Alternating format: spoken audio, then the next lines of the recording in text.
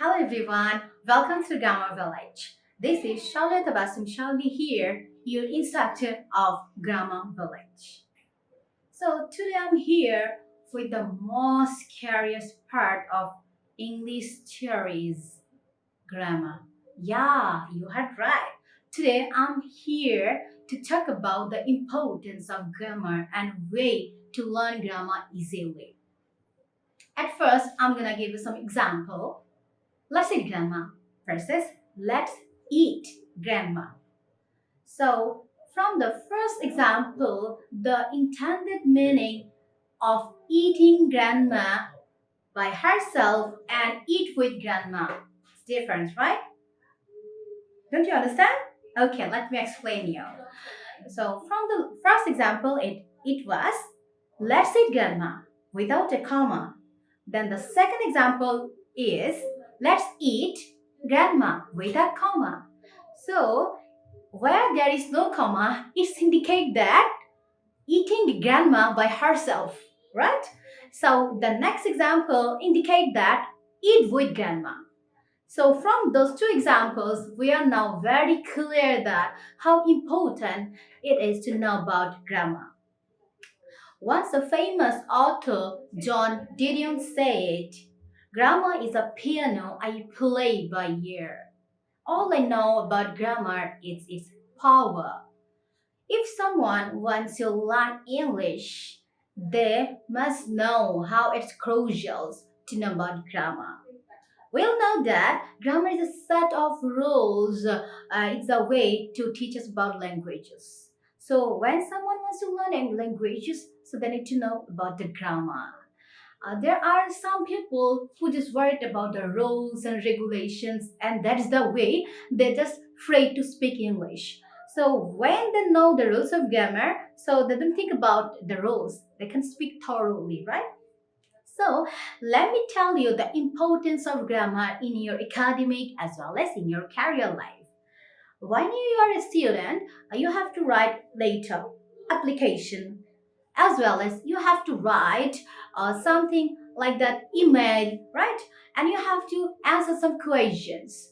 For example, the questions of article, transformation of sentences, tenses, voices, narration, conditions, connectors, right?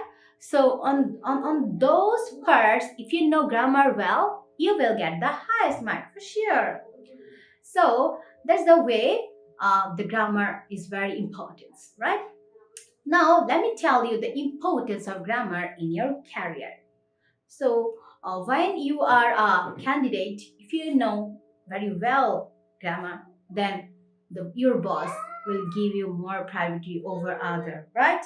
So, if you know that how can you write emails, how can you write applications or letters, you can convey it to your colleagues as well as you can convey it to your boss.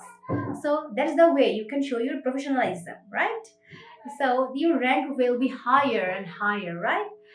That's the way the importance of grammar. Now, I'm a teacher, right?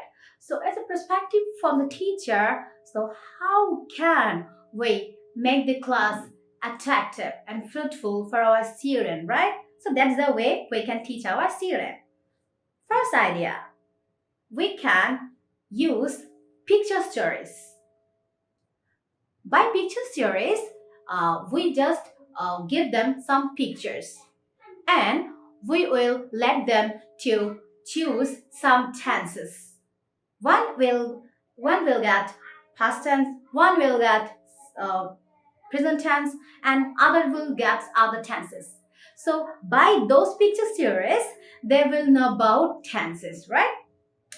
So the second idea can be using some authentic text. For example, you can use newspaper, you can use movies, as well as you can use current character. Okay, so as a teacher, I will let them to know about the character, their quality, as well as their action, right?